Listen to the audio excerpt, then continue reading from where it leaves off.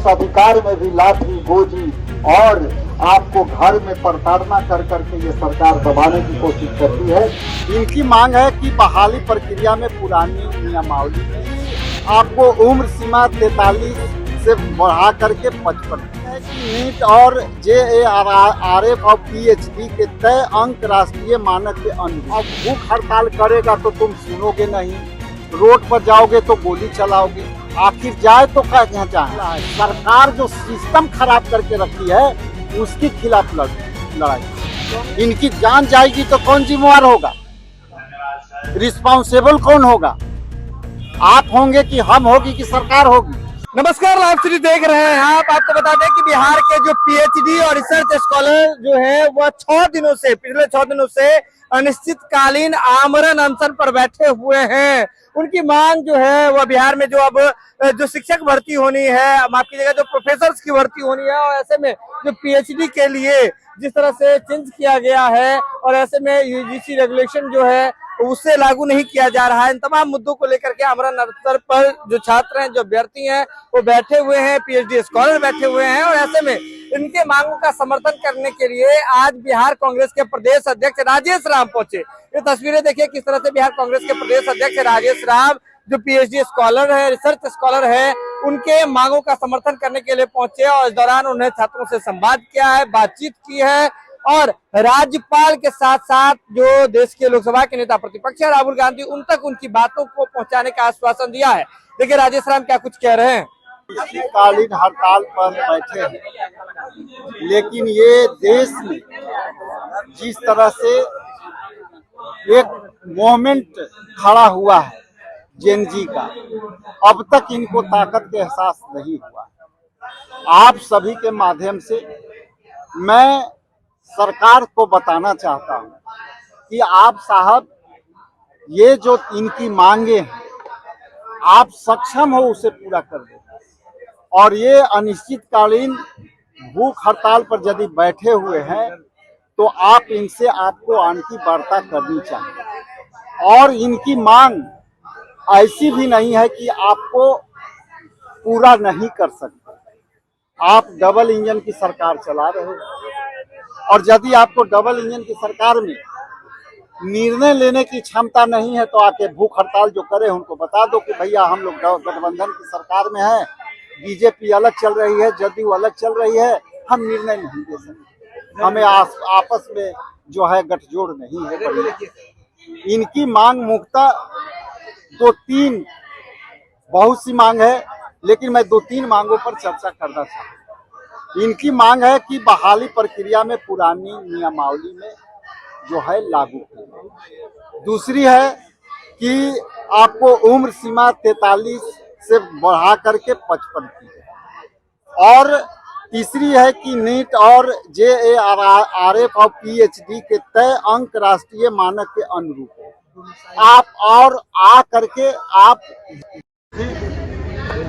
नहीं कर रहे हो, आमरण अनशन पर बच्चे बैठे हुए हैं, तो आप उस अंग्रेज की याद दिलाते हो जिसमें अत्याचार भी करती थी, जेल में भी डालती थी, और अभी के जेनजी को कांटी में लगा करके, करंट लगा करके, AK-47 चला करके, गोली चला करके, जेल में प्रताड़ना कर करके आप दबाना चाहते हो। तो लोग भूख हड़ताल कर रहे हो तो क्या ये आपका दायित्व तो नहीं बनता है कि आ करके वार्ता करें?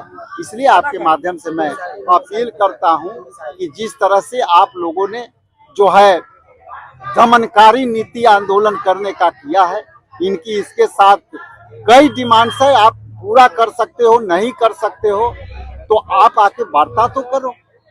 आपके पास इतनी सिस्टम है, जनप्रतिनिधि को भेज दो, आप ब्यूरोक्रेट्स के भेज दो, सुन तो लो।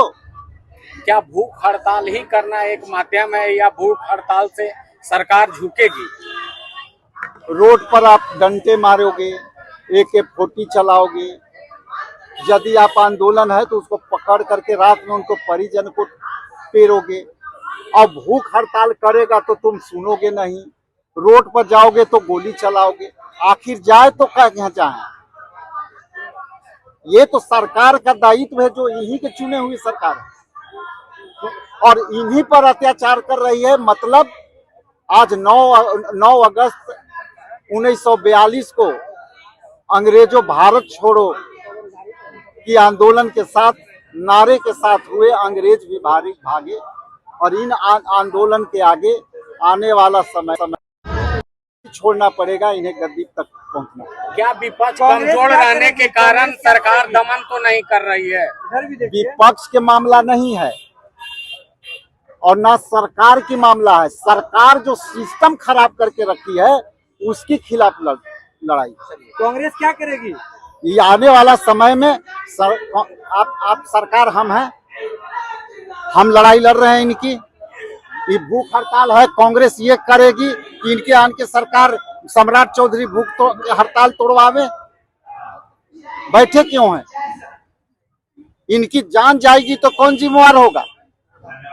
रिस्पॉन्सिबल कौन होगा? आप होंगे कि हम होगी कि सरकार होगी? इनकी बीपी लो हो रही है, कोई अभी मेडिकल नहीं फैसिलिटी दिया है। इसलिए ये स्पष्ट है, सवाल सरकार का है, विपक्ष का नहीं है। विपक्ष का मेरा काम है। बिहार प्रदेश कांग्रेस कमेटी के अध्यक्ष हूँ, एनएसवाई के अध्यक्ष ने आंदोलन करके गया, मैं इन्हें समर्थन देने के लिए आया हूँ और इनकी आवाज बनने के लिए आया। सरकार जब हमारी होती तो मैं डंके के चोट पर कहता हूं कि क्या जवाब देना है मुझे पता है। राहुल गांधी तक बात पहुंचाएंगे? हम सारी मुद्दे अपने जो प्लेटफॉर्म है उस पर मुद्दा उठाएंगे। विधानसभा में इसका मुद्दा पूछेगा।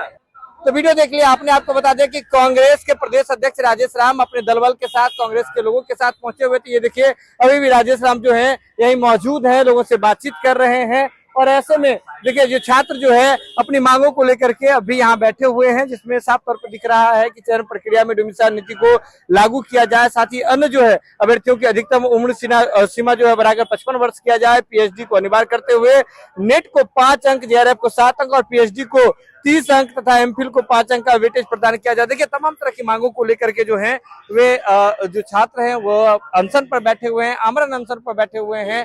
छात्रों का आरोप है कि अभी तक सरकार की ओर से कोई प्रतिनिधि बात करने के लिए नहीं आया है, जबकि 6 दिन का वक्त जो है वह बीत चुका है। यह खबर आप लाइव सीरीज के यूट्यूब पर देख रहे हैं, आप सब्सक्राइब कर लें, फेसबुक पर देख रहे हैं तो फॉलो कर लें। जुड़े हैं लाइव सीरीज के साथ, खबर का सिलसिला लगातार जारी।